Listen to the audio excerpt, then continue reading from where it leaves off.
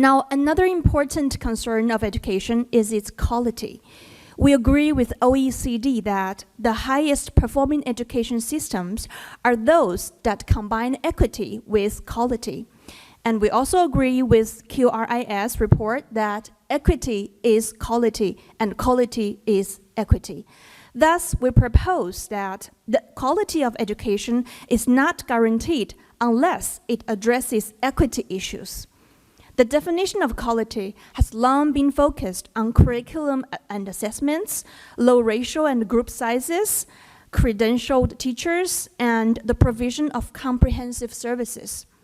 They are important, but far from sufficient.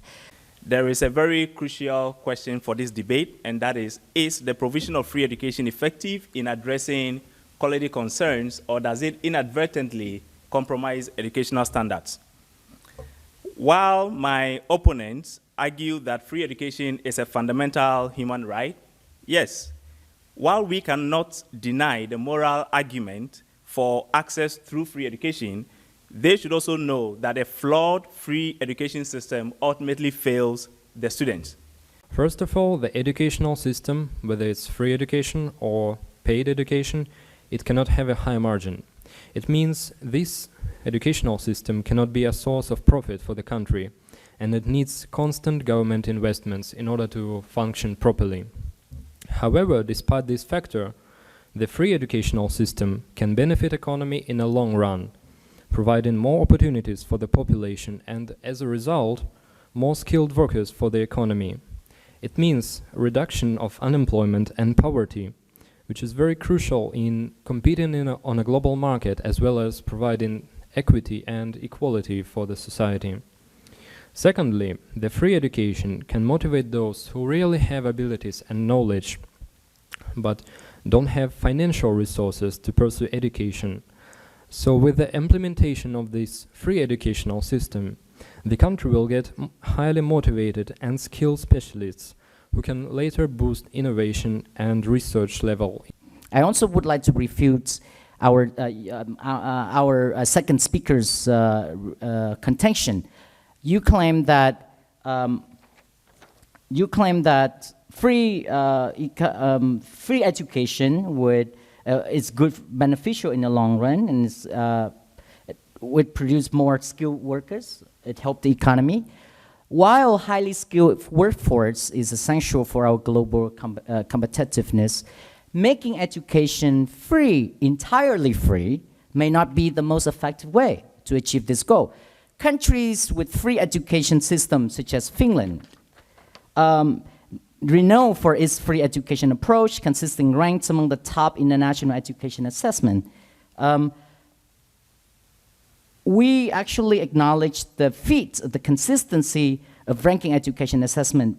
This is not as a result of the free education, by the way, but it's a combination of factors, such as rigorous and selective teachers training, which attracts top graduates. And do you also know that personal tax income in Finland in 2024 is 51.4%?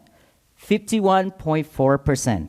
So Finland maintains relative low student-teachers ratios, by the way, compared to many other countries. The source coming from UNESCO, World Bank in 2017. So instead of focusing solely on making education free, investing in improving equality of education, that leads me to my speech. So we all know that education is important, but not everyone has the same chance to get a good education.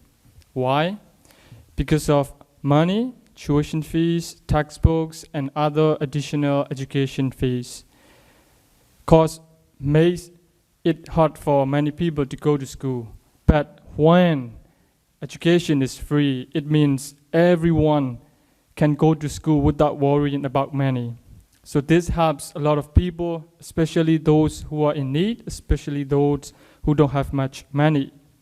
Very simply, free education means more people can go to school. No more worrying about whether you can afford it or not. This means more students, which means more diversity and different perspectives in the classroom. Additionally, free education enables students more focus on learning. When you don't have to worry about how to pay for your school, you can concentrate on your academic studies, assignments, and other extracurricular activities. Where are the people in need of technology going to be able to have the access to computers? And the schools, the public schools that aren't maintained or upgraded enough to have projectors, videos, constant electricity, where will they get the funding to do all of this? This implementation of tech would apply an extra financial burden, which would then derive from taxpayer funds. Thus, instead of offering a blanket free education, a more targeted approach for those who really need it should be provided, such as scholarships, as one of our opponents benefited from, and then grants. Again, access is very crucial, just like they have always been saying, but quality matters more. We need a balanced approach to ensure all students receive quality education, not just access to a flawed education system. Now, so in the end, let's go back to the very purpose of education. The benefit of education to the development of individuals, to economy and social stability is fundamental.